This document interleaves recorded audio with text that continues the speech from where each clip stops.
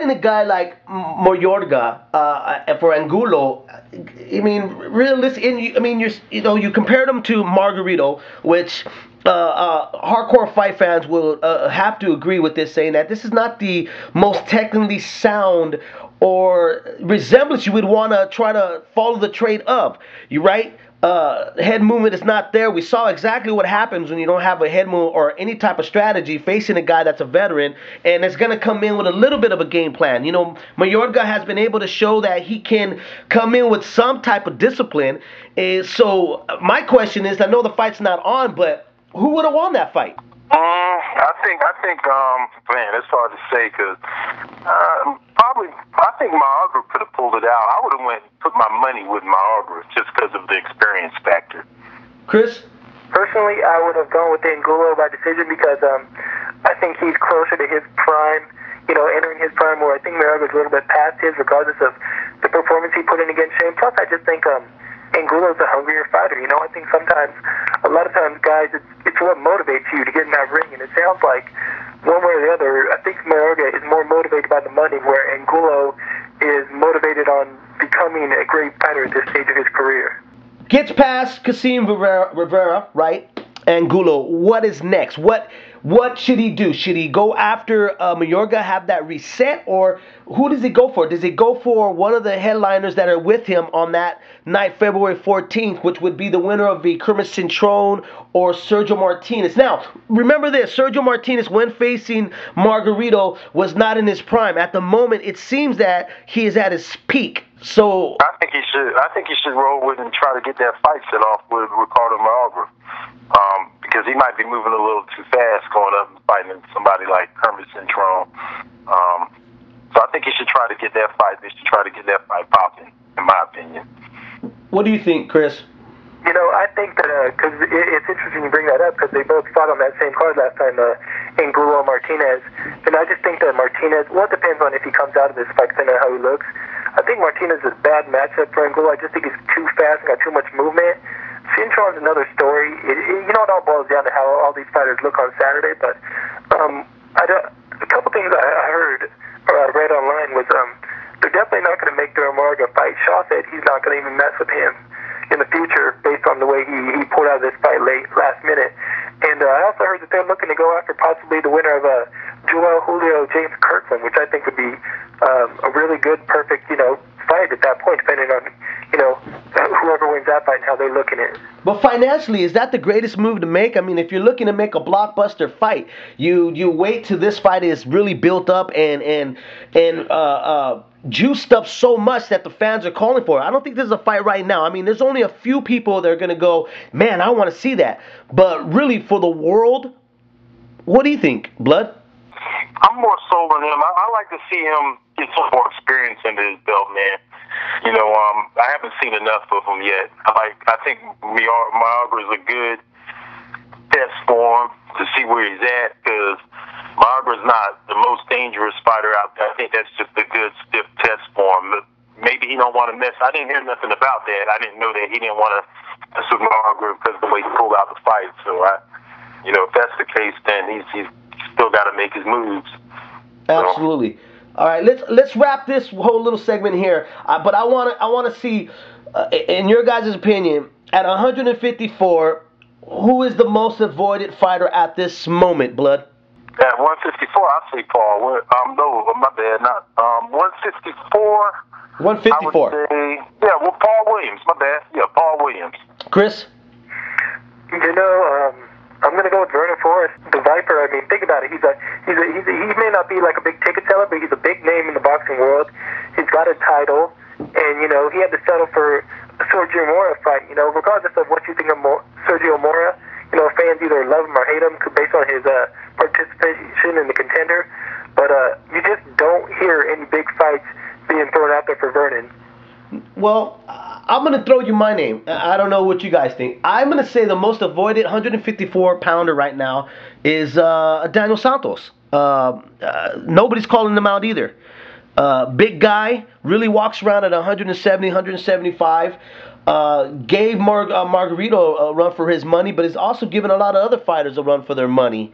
There's a lot of good fights at 154. You're right, Vernon Forrest is one of the guys right now. Tall, great established jab. Sergio Mora is a light hitting guy, but really came down from 160, to try to get some bigger and better fights at 154.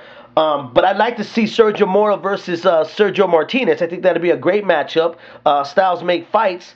But I'd like to see what Paul Williams is going to do after a Winky Wright fight, if he's going to come back down. The thing about Vernon Forrest, man, the thing about him, it depends on which Vernon Forrest shows up. Absolutely. Because there seems to be two different Vernon Forrests when I look at him fight. Sometimes he's kind of inconsistent. You never know what you're going to get out of Vernon Forrest, man.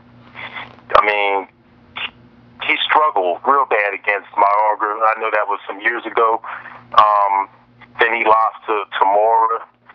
And you just never really know what you're going to get out of him, man. Yeah. So I actually disagree. I don't think nobody's really trying to avoid Vernon Forrest, man. I don't really see where he's that big of a threat, honestly. I just say that because he's got a title, he's got a name, and I don't see anybody calling him out. Could it be, Chris, that nobody's calling out a Vernon Forrest just because of the fact that the money is not even there, and what do you gain by defeating a Vernon Forrest after?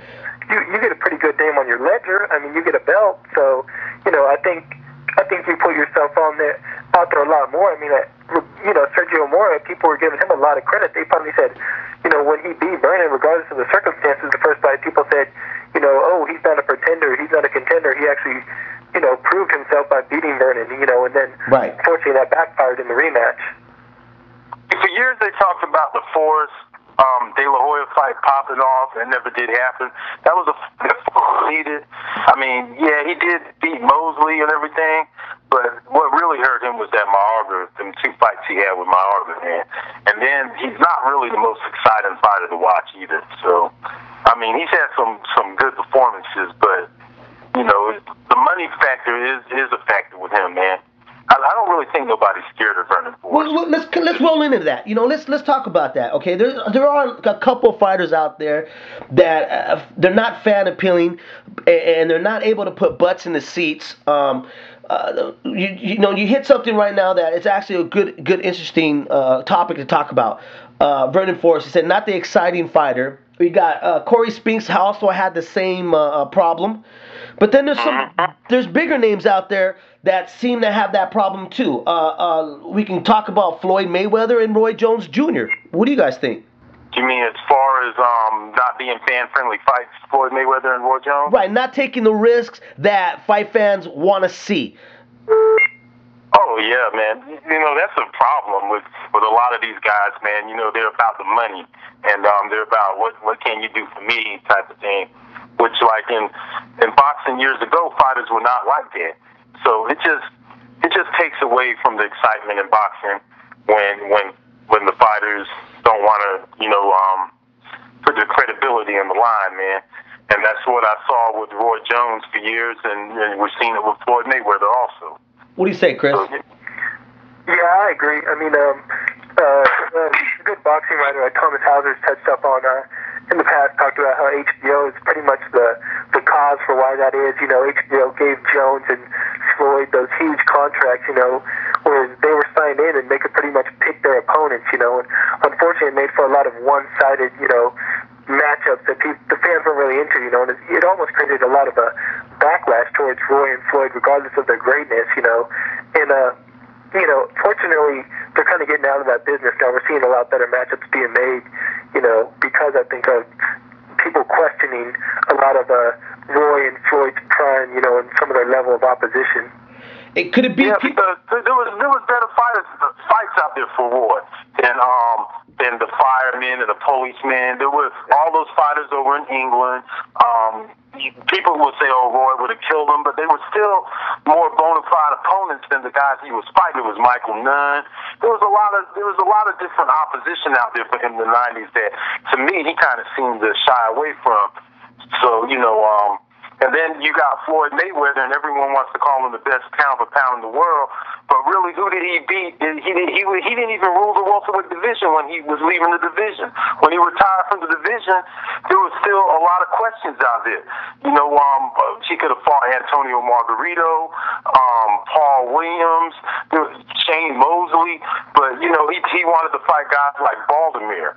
So to me, I just don't really see where he took a big risk, man. So I never saw him as the pound for pound king, never.